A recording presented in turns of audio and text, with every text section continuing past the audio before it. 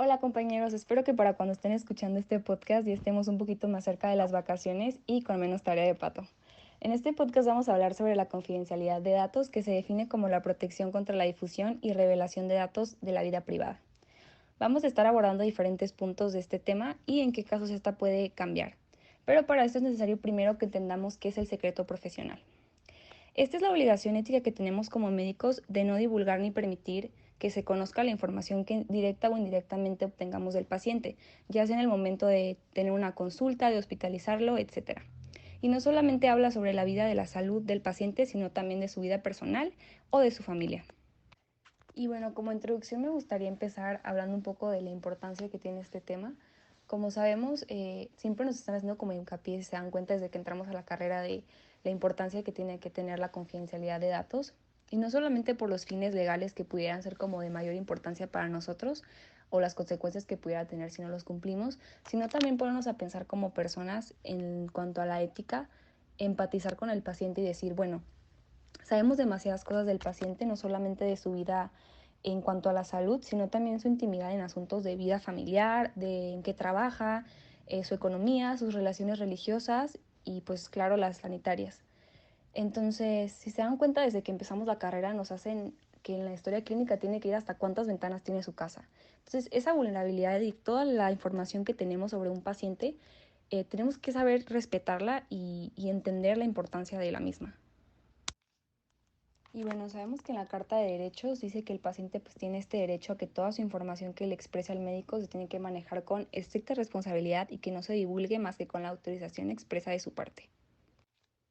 Ahora, ¿en qué casos podemos hacer excepciones a este secreto profesional?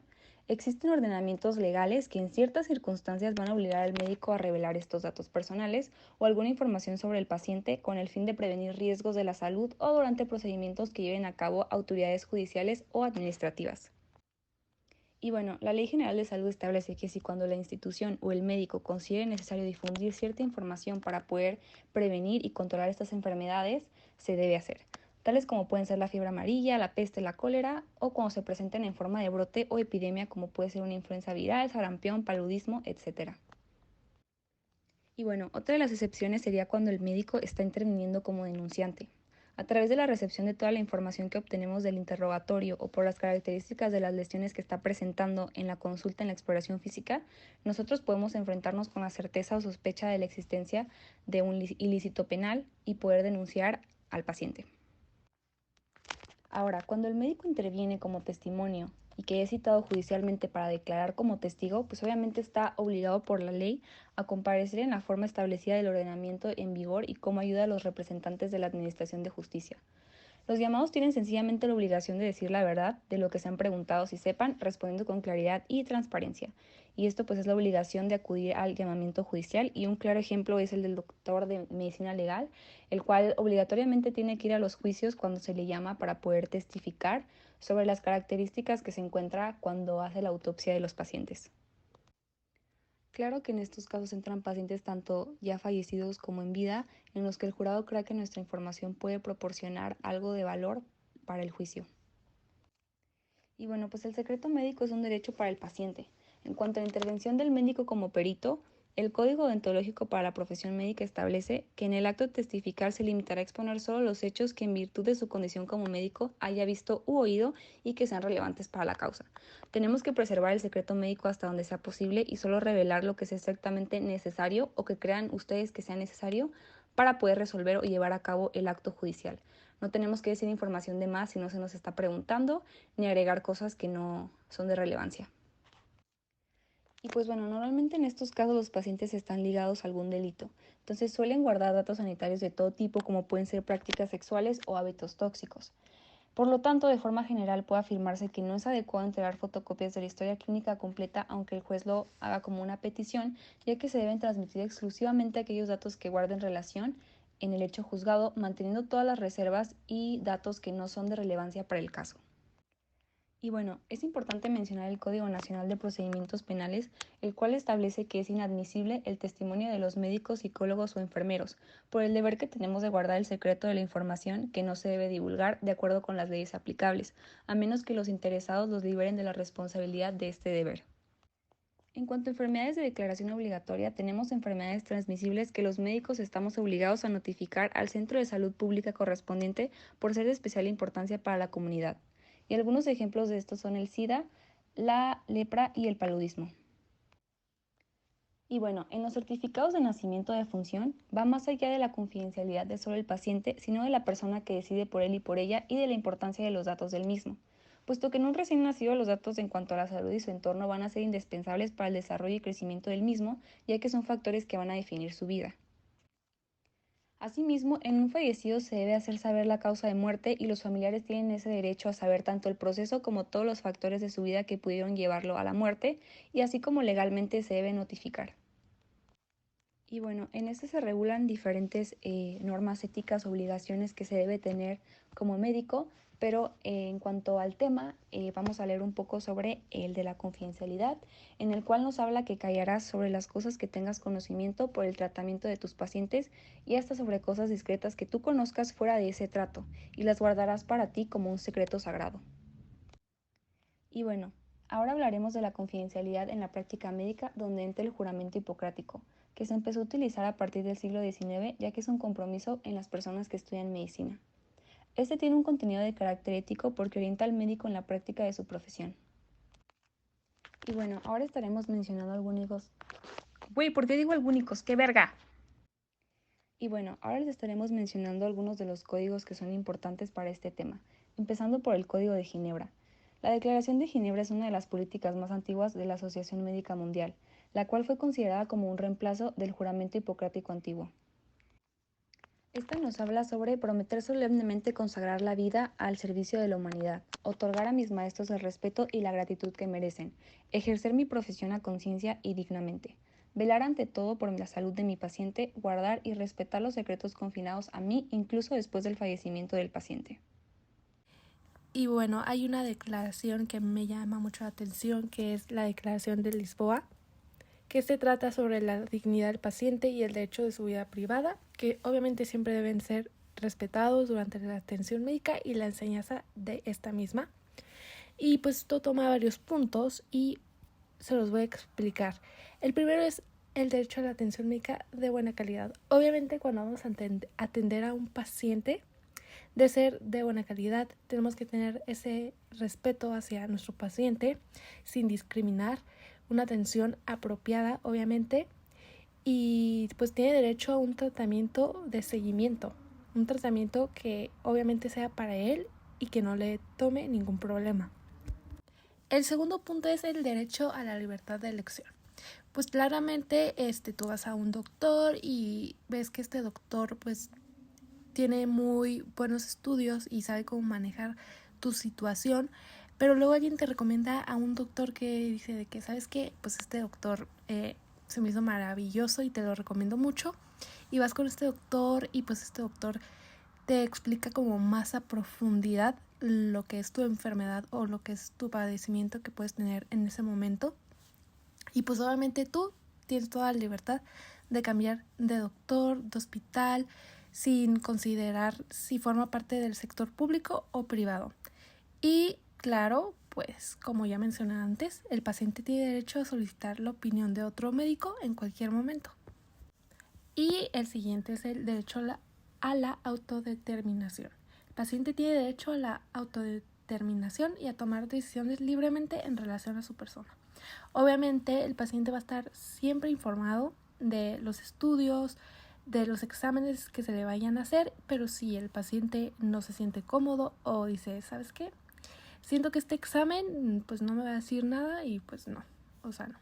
Ya depende mucho de su persona, cómo opine, y va a tener la libertad de opinar si ese examen es para él o ese tratamiento es para él o no. El siguiente punto es el paciente inconsciente. Si el paciente está inconsciente o no puede expresar su voluntad, su opinión, debe obtener el consentimiento de otra persona que sea legal. Por ejemplo, si un paciente nos toca y está en coma, obviamente no puede opinar sobre su consentimiento u otra cosa, y se tendrá que hablar con una tercera persona. Igualmente, el punto 5 toca la misma regla: el paciente legalmente incapacitado. Si el paciente es menor de edad o está incapacitado, igual se tendrá que tener el consentimiento de un representante legal y pues ya el paciente debe participar en las decisiones al máximo que pues su capacidad lo permita. El punto número 6 trata sobre los procedimientos contra la voluntad del paciente.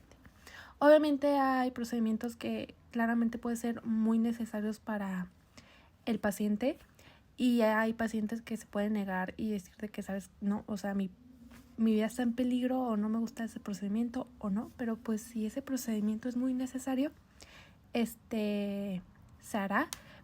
Pero obviamente en estos casos contra la voluntad del paciente, estos deben de ser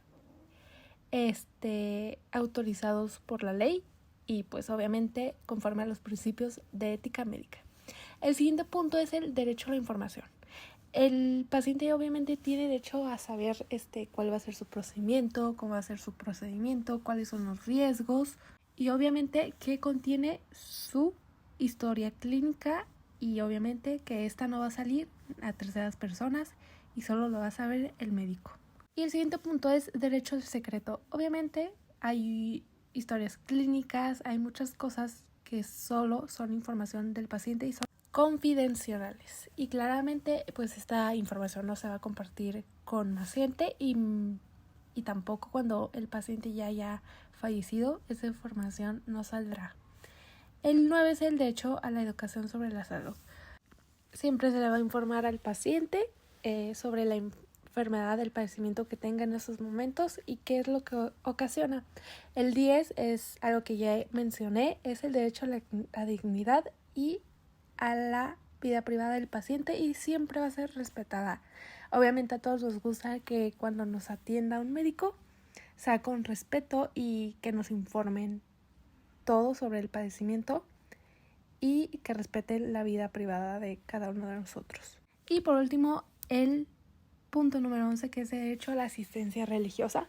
Esto me hizo acordar a un episodio de Grey's Anatomy. Tengo un vago recuerdo que era de una muchacha que le iban a operar y era como de que les decía a los doctores de que no, yo quiero que venga como mi sacerdote y que esté presente en la cirugía y pues que no pase nada malo y todos de que como qué onda, ¿saben? Entonces pues obviamente siempre hay que respetar la religión de cada persona. Y ya tocando otro punto, hay otra declaración que a mí me gusta mucho, que es la declaración de Helsinki, que pues esta ayuda a los principios éticos para orientar a los médicos y a otras personas que realizan investigación médicas en seres humanos. Y el marco teórico de esta habla que pues en la actualidad y tras la declaración de los derechos humanos que cada uno tenemos, la relación clínica está basada en el reconocimiento de la dignidad de la persona y el respeto de la autonomía del paciente. En el marco legal, sin embargo, la autonomía del paciente obviamente se refiere a la confidencialidad y la correcta protección de los datos personales del paciente. Obviamente, pues como he mencionado antes, se debe de proteger toda la información del paciente y no se debe de comunicar a terceras personas. Y hay una ley que es la ley 41/2002. Esta norma pues tiene como objetivo la regulación de los derechos y obligaciones de los pacientes.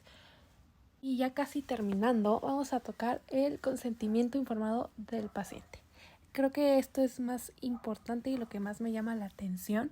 Y pues esto no es un documento, es un proceso continuo y gradual que se da entre personal de salud y el paciente.